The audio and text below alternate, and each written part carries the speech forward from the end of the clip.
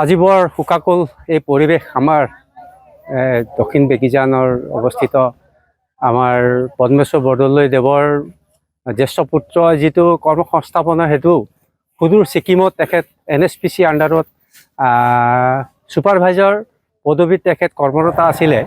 আমি এই মানে সংবাদ শুনি আমি গোটেই ৰাইজে মৰ্মাহত হৈছোঁ। তেখেতৰ যিটো মৃত্যুটো অনিবাৰ্য, আমি এইটো বিশ্বজনীন সত্য হ'লেও তেখেতৰ যিটো সাহস, তেখেতৰ যিটো ছুপাৰভাইজাৰৰ যিটো দায়িত্বত আছিলে, তেখেতে মৃত্যুকো নিজৰ জীৱনকো মানে আহুতি দি পেলাই তেখেতে এটা অংশৰ টানেলৰ শ্ৰমিকসকলক 35জন শ্ৰমিকক উদ্ধাৰ কৰাৰ পিছত নেক্সট টানেলত তেখেতে তেতিয়া আগবাঢ়ি যায়। তেতিয়া তেওঁ মানে মৃত্যুত মানে আকোৱালি ল'ব লগা হ'ল। তেখেতৰ ত্যাগ আমি স্বীকাৰ কৰিছোঁ। যদিও NSPC যিটো আমাৰ সংস্থা মানে মানে পাৱাৰ হাইড্ৰ ইলেক্ট্ৰিক প্ৰজেক্ট সংস্থাক আমি সজোৰে আবেদন কৰিছোঁ, তেখেতৰ ত্যাগ আৰু বলিদানৰ তেখেতে স্বীকৃতি দিব লাগিব। আৰু পৰিয়ালে তেওঁলোকে সম্পূৰ্ণ ভৰণ পোষণৰ দায়িত্ব ল'ব লাগিব।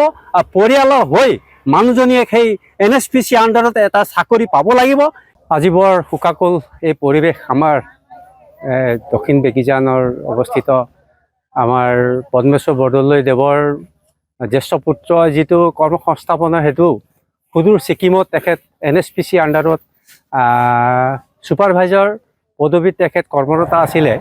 আমি এই মানে সংবাদ শুনি আমি গোটেই ৰাইজে মৰ্মাহত হৈছোঁ।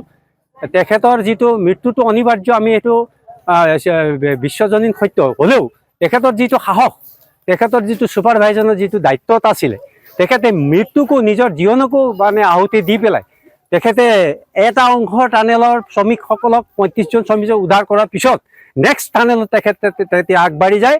তেতিয়া তেওঁ মানে মৃত্যুত মানে আকোৱালি ল'ব লগা হ'ল। তেখেতৰ ত্যাগ আমি স্বীকাৰ কৰিছোঁ।